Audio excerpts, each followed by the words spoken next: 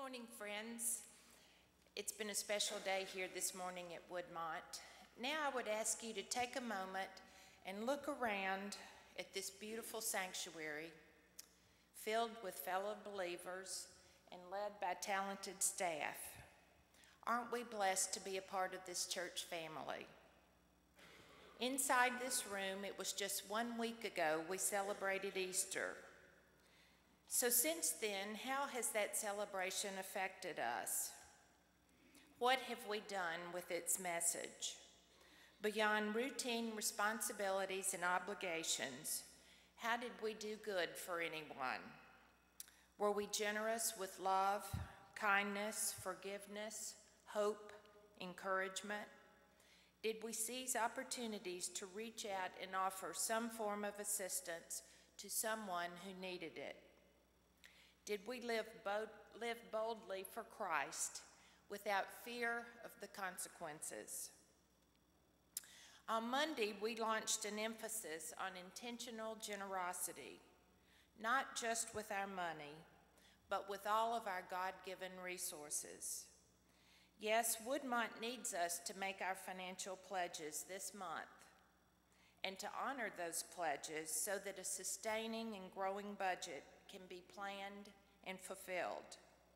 We must continue the good work already in place and answer the ways that our congregation is calling us to further minister.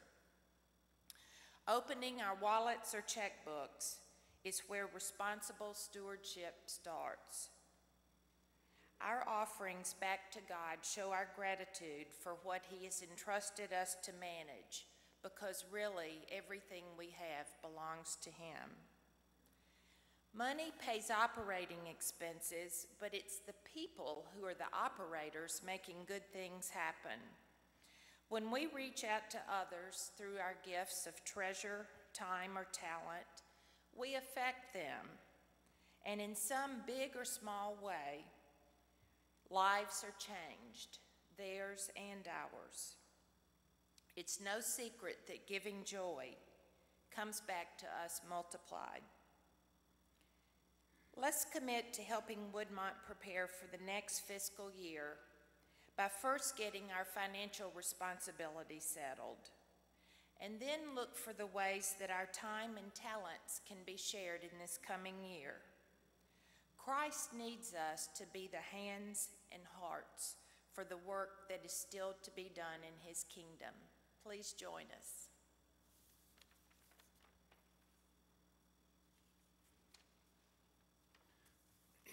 Kathy and I are honored to be chairing this 2-year stewardship campaign. Shocked that we were asked, but so grateful for the life that we have found at Woodmont that we are pleased to be able to contribute in whatever way we are asked. We could talk about the obvious things that stewardship campaigns are for, like the overhead, heating and air, staff salaries, program expenses, outreach, and so on and so on. These are a given. They're critical. We know about them.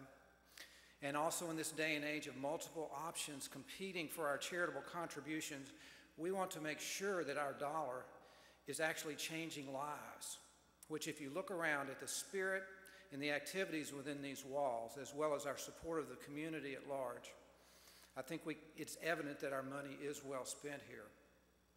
As Nashville grows, so does Woodmont. And we have a unique opportunity to be a place where, to paraphrase a song lyric, the voice of Christ can be discerned through the clamor and white noise of the society that we live in. But as Kathy mentioned, we want to put the pledging process in a broader spiritual dimension, thus the theme, living generously, changing lives. But how does generosity change lives?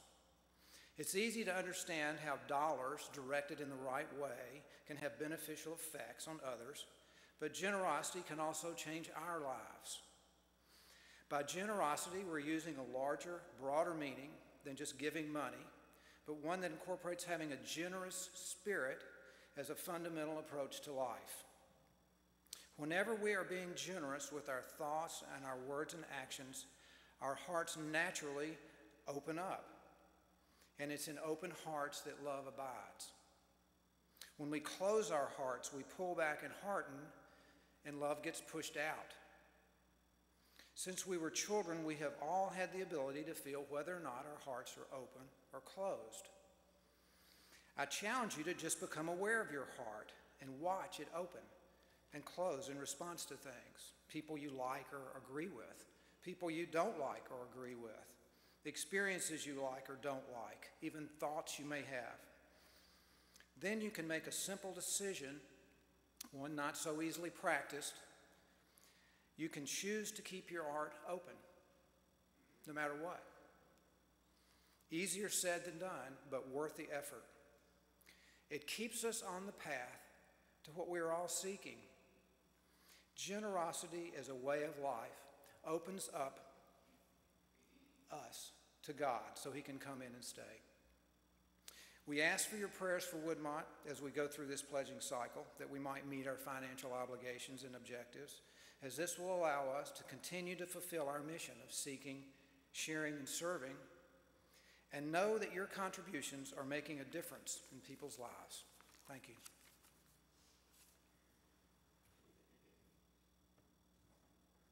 I want to thank Tom and Kathy for their leadership. I also want to thank their stewardship committee that's been working hard to get ready for this month.